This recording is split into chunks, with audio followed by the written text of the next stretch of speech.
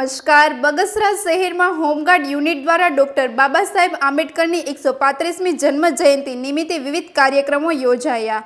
પ્રતિમાને પુષ્પાંજલિ અર્પણ કરી શ્રદ્ધાંજલિ પાઠવવામાં આવી। હોમગાર્ડ કચેરીથી નીકળેલી બાઇક રેલી નટવરનગર અને અમરપરા સહિતના વિસ્તારોમાં ફરી માર્ગમાં આવેલ પ્રતિમાઓને ફૂલહાર કરી વંદન કરવામાં આવ્યું। કાર્યક્રમ શાંતિપૂર્ણ રીતે પૂર્ણ થયો। વધુ સમાચાર માટે જોડાયેલા રહો આરપી ગુજરાત ન્યૂઝ રાજકોટ। મારું નામ પરમાર કુલદીપ છે, બગસરા હોમગાર્ડ।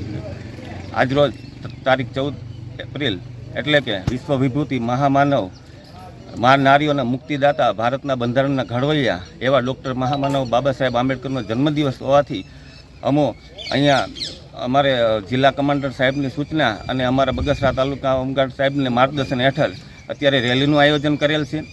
અહીંથી અમે નટવરનગર વિસ્તારમાં જઈને ત્યાં બાબા સાહેબની પ્રતિમાને ફુલહાર કરીને તેમને યાદ કરીને આદરાંજલિ આપીને ત્યાંથી બગસરા વિસ્તારમાં જ આવેલા બસ સ્ટેન્ડમાં પાસે બાબા સાહેબના સ્ટેચ્યુની પ્રતિમાને પણ ફુલહાર કરીને તેમને યાદ કરીને અને ત્યારથી પાછા અમે બગસરા હોમગાર્ડ કચેરી ખાતે આવીને અમે આ રેલીનું સમાપન કરવાના છીએ। આવી રીતે બાબા સાહેબની 14મી એપ્રિલ જન્મજયંતિની ઉજવણી કરેલ છે।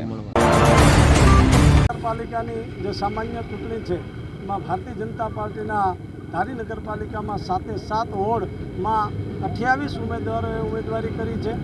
એમાંથી આજે ચકાસણીના દિવસે એક વોર્ડ નંબર 3 જે સામેના પક્ષે જે મેન્ડેટ રજૂ ન કરવાના કારણે અને એક પાછું ખેંચી લેવાના કારણે અમે વોર્ડ નંબર 3ના 4 ઉમેદવારો બિનહરીફ થયા છે।